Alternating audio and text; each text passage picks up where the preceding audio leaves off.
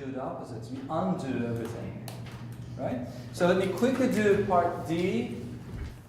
4 minus K, 3. Luca, do you mind if I ask your help for this? I'm not the right person to ask. That's okay. You know, that's perfectly okay. Even if you solve the problem completely wrong, it's not a problem at all. That's how we learn things. If we cannot go over our mistakes, we can never correct them, right? And that's a good example and lesson for all of us. So let's try. You do 4 minus K times 2. Perfect. That's a great start. In the beginning of the year, I was very timid or kind of afraid to answer questions on the board or ask questions in class. Tell us what's wrong with that. That I subtracted the 2 components. I'm asking everyone, ladies and gentlemen, I don't see your engagement with the problem here. My main purpose is to really let everybody speak, let everybody take a risk. In our classes, you often see that at the beginning of the year especially, it's not learning mathematics. It is interpreting language itself. This is how we're going to learn in this classroom. He's not presenting this to himself or to me.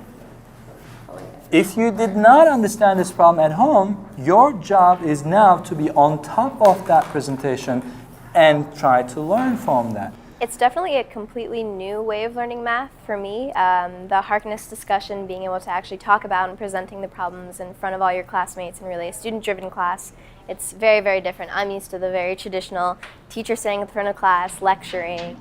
Just like miles per hour. 9/10 of an inch for every foot. Good, yes. It was kind of nerve-wracking in the beginning because the Harkness method really stepped up a notch because it felt very more student-led than the other years. And I used to be really, really nervous of presenting problems that I didn't completely understand. When we first started this method, I was kind of frightened and confused because I had never done something like this before, and I thought, what are we going to do in the homework? I had so many questions. No, because it was supposed to already be It's minus x, so a negative and a negative make plus 2. It's not negative.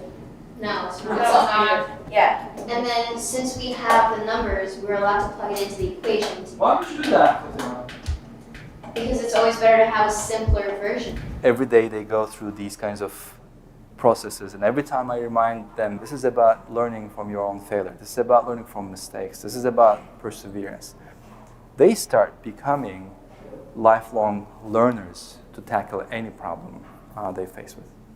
So then you have negative 277.5 equals negative 2.5t squared, and then you divide by negative 2.5. As the year kind of progressed, and I began to get familiar with the different problems in math, it just kind of got more comfortable for me, and I was able to kind of get more involved in class. You have to work a lot, and I think that work is what actually makes you remember. It's not 2 separate equations. We're not solving 2 separate equations. We're calculating the 2 of them into one. In other words, we're finding the values of x and y individually. Together, they make the coordinates of the intersection point, right? I try to present almost every day.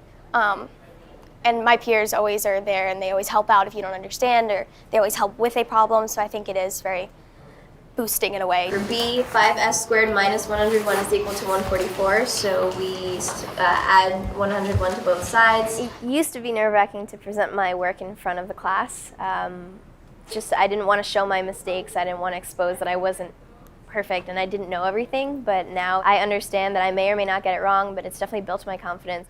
This pedagogy makes everyone in the room, including teacher, a learner, a collaborator.